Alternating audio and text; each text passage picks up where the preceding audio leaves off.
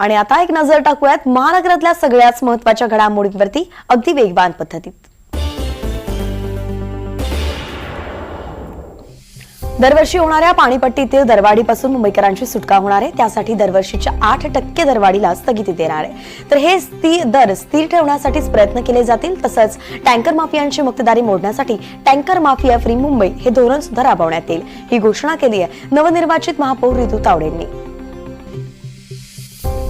जेव्हा वंदे मातरम आणि राष्ट्रगीत जन गण मन एकत्र सादर केलं जाईल तेव्हा बंकिमचंद्र चट्टोपाध्याय लिखित वंदे मातरमची सर्व 6 कडवी प्रथम गायली जातील, असे आदेशच केंद्रीय गृह मंत्रालयाने जारी केलेत। वंदे मातरमची 6 कडवी गाण्यासाठी 3 मिनिटं 10 सेकंदांचा कालावधी लागतो आणि ही कडवी राष्ट्रपतींचं आगमन, तिरंगा ध्वजारोहण, राज्यपालांची भाषणं या सगळ्या कार्यक्रमांमध्ये गायली जातील। उपमुख्यमंत्री आणि पुण्याच्या पालकमंत्री सुनेत्रा पवार यांच्या अध्यक्षतेखाली आज अगदी पहिल्यांदा जिल्हा नियोजन समितीची बैठक पार पडेल। यात 2026-27 या आर्थिक वर्षाच्या जिल्हा प्रारूप आराखड्याला मान्यता दिली जाणार आहे। अजित पवार यांच्या अपघाती निधनानंतर सुनेत्रा पवार ऑनलाईन बैठकीला उपस्थित राहणार आहेत। उपमुख्यमंत्री एकनाथ शिंदे यांच्या उपस्थितीत आज दुपारी जिल्हा नियोजन बैठक होणार आहे आणि या बैठकीला ठाकरे गटाचे आमदार सुद्धा उपस्थित राहतील। निधीवरून ठाकरे गट काही प्रश्न उपस्थित करण्याची शक्यता आहे।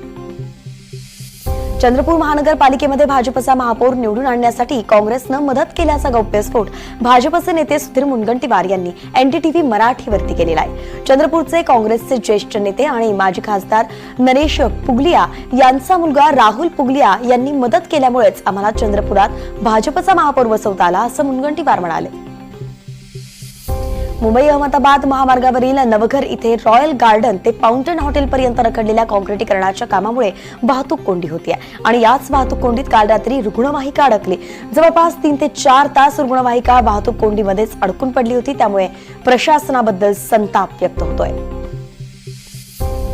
राज्यातील शेतकरी आत्महत्या रोखण्यासाठी महाराष्ट्र शासनानं कृषी विभागाअंतर्गत राज्यस्तरीय टास्क फोर्स स्थापन करण्याचा निर्णय घेतलाय।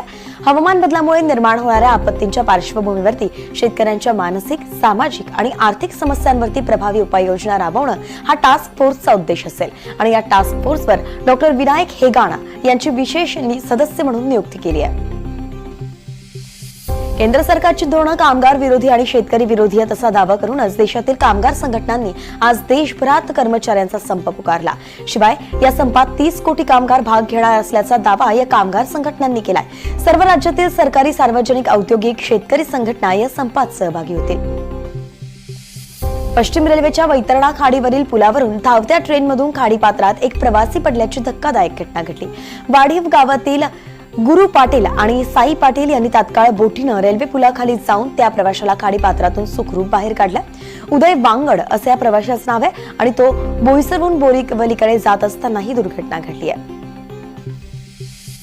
वाड्यातील प्रदूषणकारी टायर रिसायकलिंग कंपन्या तात्काळ बंद करा असे आदेश पालकमंत्री गणेश नाईक यांनी प्रदूषण नियंत्रण मंडळाला दिलेत।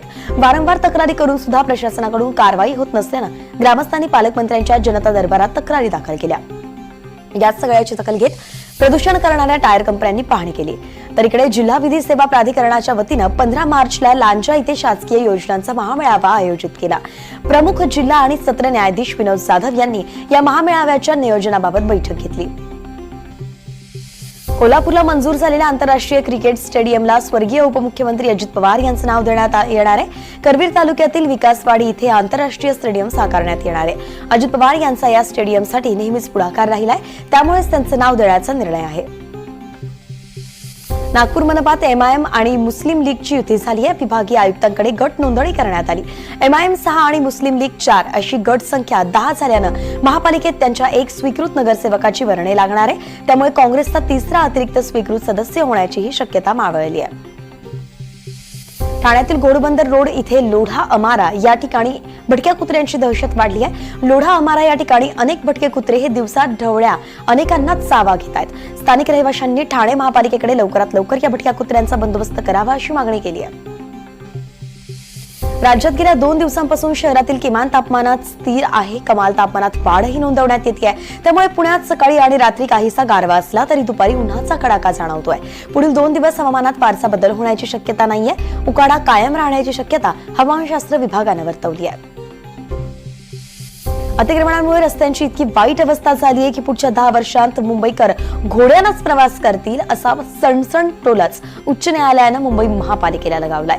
पवईतील हिरानंदानीच्या या रस्त्यावरती 4 गाड्या जाऊ शकत होत्या.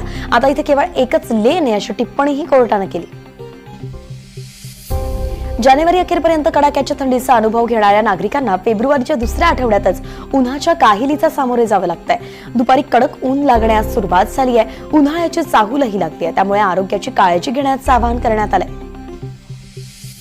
राज्यात समग्र शिक्षा आणि पीएम श्री योजनेअंतर्गत 1ली ते 8वीच्या विद्यार्थ्यांसाठी मोफत पाठ्यपुस्तकं आणि शालेय साहित्य मिळावं यासाठी शाळांना निर्देश देण्यात आले आणि त्यासाठी 20 फेब्रुवारीपूर्वी माहिती देण्याचे निर्देश महाराष्ट्र प्राथमिक शिक्षण परिषदेने दिलेत. एसटी महामंडळाच्या बस तिकीट आणि सवलतीसाठी आता नॅशनल कॉमन मोबिलिटी कार्ड म्हणजेच NCMC अनिवार्य केलंय आणि या प्रकल्पासाठी महामंडळानं करारही केलेत. यासाठी लवकरच सर्व आगारांमध्ये नोंदणी मोहीम सुरू होणार आहे. परिवहन मंत्री प्रताप सरनाईकांनी हे सांगितलं.